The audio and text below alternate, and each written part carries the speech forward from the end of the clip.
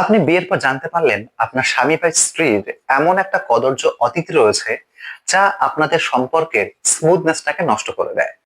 আমরা কখনো কখনো আমাদের অতীত রোমান্টিক জীবনের কথা আমাদের পার্টনারের সঙ্গে রিভিল করি বা খুলে বলি।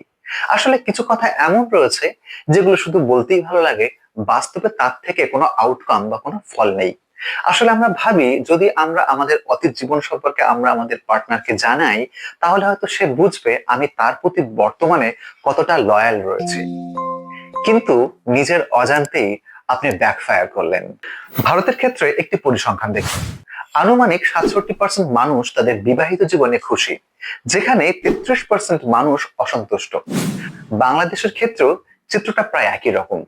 এখানে সুখী ও অসুখী মানুষের পরিসংখ্যানটা হলো প্রায় 70:30%।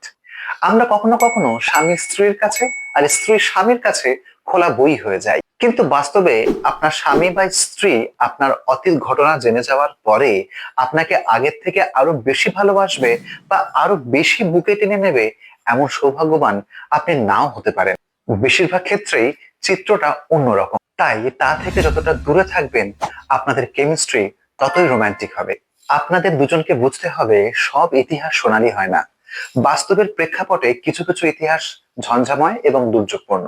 আপনি যদি মুফতি আনাসকে দেখেন, আপনি দেখবেন তিনি তার স্ত্রী অর্থাৎ সানা খানের বিতর্কিত অতীত জীবনকে তিনি উপেক্ষা করে তার সঙ্গে সুন্দরভাবে সংসার করে যাচ্ছেন। মনে করুন কোনো একজন ব্যক্তির একটি পুরনো মোবাইল ও চার্জার ছিল। তিনি চার্জারটা দ্বিতীয় একজন ব্যক্তিকে বিক্রি করলেন, আর তার দুদিন পরে মোবাইলটা বিক্রি করলেন তৃতীয় কারো কাছে। এখন তৃতীয় ব্যক্তি আর দাবি করতে পারেন না ওই চার্জারটা তাকে দিয়ে দিতে। শর্ত অনুযায়ী মোবাইল ফোনটাই শুধু তার। ফিলিস্তিনি লেখক আদাম সারকাভি বলেছেন, marriage is a contract for the present and the future, not for the past. অর্থাৎ বিয়ে শুধু বর্তমান ও ভবিষ্যৎ বিষয়ের চুক্তি, অতীত সম্পর্কের নয়।